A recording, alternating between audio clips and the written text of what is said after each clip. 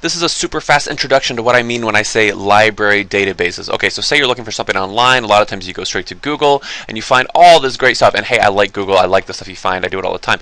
But sometimes there's stuff that's like behind a wall and you can't get it. There's actually content out, like maybe in a book that's supposed to be a book, and you're like, man, how can I get access to that book or that journal or that magazine? It's something that might be in print but it's not online. Well, that's where we turn to databases. I mean, you think about the person who wrote this book and they're like, hey, I don't want my stuff to be found over here by Google. I only want people who paid for it. So the database is this company, this interface, I'll put a little D here, who's like, hey, you know what, book author, we'll give you money if you let us store copies of your stuff in here, and we won't let everyone get it. We'll only let people get to it who paid for it. So who pays for it? Well, I mean, of course, it's like brick and mortar schools like us, because there's our flag. That's how you know it's a school. And the school is like, hey, database, we want our students to have access to your stuff, so we're going to pay you money so our students can get access to that stuff. And of course, how does the library get the money? Well, it's because of you. It's because of students who are like, hey, I want to go to school here, so I'm going to pay money to you, and that, so really you're already paying for it.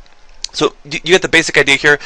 When I say access, when I say access to databases, I'm saying access information that you might not be able to get otherwise. That's why it's interesting. Okay, what does it even look like? Okay, well, if I start at our library webpage, which I can get by clicking the library button up there, obviously, right away I see search all of our resources, including articles, print books, ebooks, and video. This is searching, yes, the stuff we have physically in our library, but it's also searching all of our databases. It's a really easy, simple place to start. So let's say I'm like, man, I really wish I knew more about how nonprofits could design their website. So I might just search something random, like, I don't know, nonprofit web design, and see what happens. And all of a sudden, I'm taken to a new site, and it looks totally different. And this is what I call the database. In other words, it's the interface through which people get to all that stuff that isn't necessarily available on Google.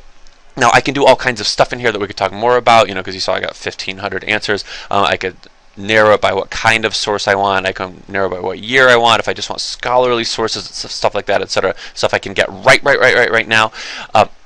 But the main idea here is that when it looks like this, I'm getting the stuff that I paid for. How does the website know it can give it to me? Well, right now I'm actually on campus. So it said, oh, you're someone who paid for this. You're on campus. Of course you are. If I was off campus, it would make me log in before I got here, because they're like, hey, we have a little bar up. We don't want just anyone to get this. That's the really basic idea. If I say get something in the databases, what I'm seriously just saying is go to the library webpage and start there instead of starting at Google.